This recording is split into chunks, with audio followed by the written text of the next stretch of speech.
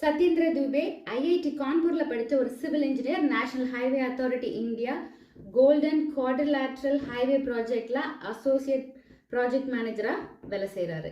இந்த ப்ராஜெக்ட்ல அரசாங்க பணத்தை கொள்ளையடிக்கிறது, தரமில்லாத சாலைகள் போடுறது, அப்புறம் அதிகாரிகளோட ஊழல், இது மாதிரி நிறைய மோசடியை பார்க்குறாரு. இது எல்லாத்தையும் எக்ஸ்போஸ் பண்ண நினைச்சு இதோட விவரத்தை எல்லாம் அவர் சேகரித்து பிரதமருக்கு ஒரு லெட்டர் எழுதுறாரு வித் த ரிப்போர்ட்ஸ்.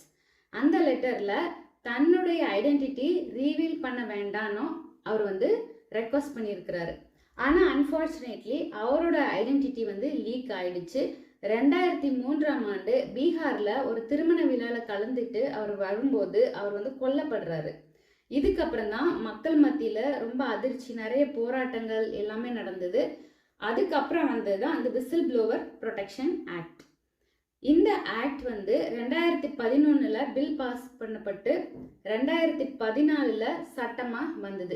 விசில் ப்ளோவர்ஸ்க்காக இந்த ப்ரொடெக்ஷன் ஆக்ட் வந்திருந்தாலும் இது அவ்வளவு பாதுகாப்பானதாக இல்லை. இது சட்டமாக இருக்குது, ஆனால் வலுவான சட்டமாக இல்லை அப்படின்னு நிறைய பேர் கருத்து தெரிவிச்சிருக்கிறாங்க. சீனியர் ஜேர்னலிஸ்ட்டு, ஜுடிஷியரியில் உள்ளவங்க, மீடியாவில் உள்ளவங்க, அப்புறம் விஜிலன்ஸில் உள்ளவங்க, நிறைய பேர் இது ஒரு சட்டமாக இருக்குது, ஆனால் இது அவ்வளவு வலுவான சட்டமாகவோ அல்லது பாதுகாப்பு கொடுப்பதாகவோ, அதாவது நம்ம ஒரு ட்ரூத்தை நம்ம எக்ஸ்போஸ் பண்ணாலும் நம்ம பாதுகாக்கப்படுவோம் அப்படின்ற நம்பிக்கை கொடுக்குற அளவுக்கு உள்ள ஒரு சட்டமாக இல்லை. அந்த மாதிரி நிறைய பேர் சொல்லியிருக்கிறாங்க. இதுக்கப்புறமும் நிறைய விசில் ப்ளோவர்ஸ் வந்திருக்காங்க.